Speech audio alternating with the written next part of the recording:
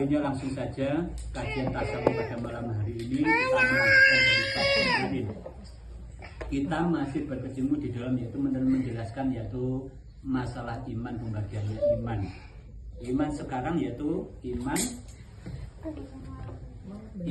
gaib ya. Iman makrifat. Kasih iman makrifat berarti yang nomor 8 ya. Iman makrifat. Kemarin dijelasnya sebagian ini. Lawasnya Rin. Bismillahirrahmanirrahim. Sekarang kita menjelaskan iman makrifat.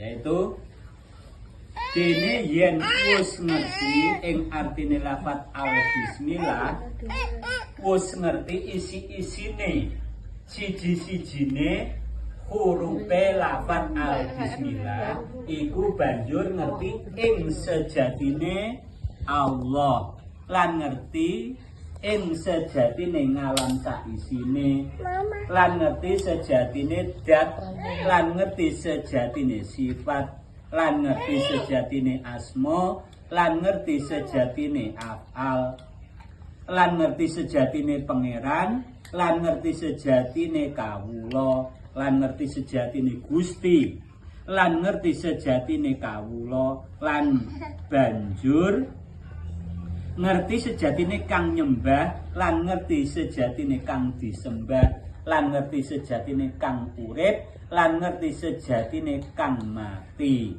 lan ngerti sejatine urip, lan ngerti sejatine awak kanthi nyata, lan ngerti asal mulane urip, lan ngerti asal mulane awak, lan ngerti gawene urip, lan ngerti gawene awak, lan ngerti dadine urip, lan ngerti dadine awak, lan ngerti panggonane urip, lan ngerti panggonane awak, lan ngerti manggone urip, lan ngerti manggone awak, lan ngerti tekane urip, lan ngerti tekane awak, lan ngerti lungane urip, lan ngerti lungane awak kanthi percaya dohir sampai batin.